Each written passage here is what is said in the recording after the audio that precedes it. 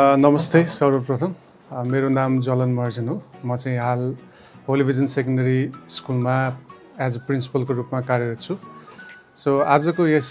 हाम्रो रोबो आरम्भको जुन रोबोटिक्सको कार्यक्रम भयो त्यसमा चाहिँ मलाई एकदमै खुसी पनि लागेको छ र यहाँहरूले जुन खालको हाम्रो विद्यार्थीहरूलाई एक्सपोजर दिनुभयो त्यो देख्दाखेरि हाम्रो विद्यार्थीहरूमा जुन खालको एउटा कौतूहलता भयो डेभलप भयो, त्यो सँगसँगै उहाँहरूमा जुन एउटा जिज्ञासा भनौँ त्यो देख्दाखेरि चाहिँ मेरो विद्यार्थीहरूले साइन्स एक्जिबिसनहरू पहिलादेखि नै गर्दै आइरहेका थिए, तर यो रोबोटिक्स एक्जिबिसन चाहिँ बिल्कुलै नयाँ, बिल्कुलै उनीहरूलाई चाहिँ नौलो पनि लाग्यो र जति पनि जुन चाहिँ रोबोट्सहरू यहाँले डेमोन्स्ट्रेट गर्नुभयो, सोकेस गर्नुभयो, त्यो देख्दाखेरि उनीहरूले धेरै कुराहरू सिके भन्ने चाहिँ मैले पूर्ण रूपमा आशा लिएको छु। र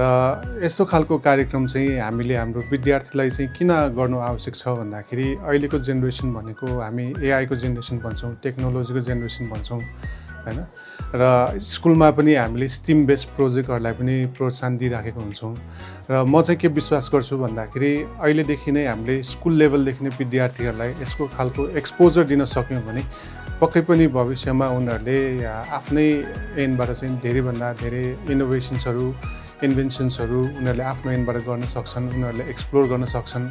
आफ्नै सराउन्डिङमा लोक्यालिटीमा भएको कुराहरूलाई पनि उनीहरूले चाहिँ उजागर गर्दै टेक्नोलोजीसँग चाहिँ यसलाई चाहिँ लिङ्क गर्न सक्छन् भन्ने चाहिँ मलाई एकदमै आशा लागेको छ र यो सँगसँगै उनीहरूले फ्युचरमा पनि जब मार्केटमा पनि आफूलाई त्यही हिसाबले चाहिँ इस्टाब्लिस गर्न सक्ने चाहिँ छन्। हस्, धन्यवाद।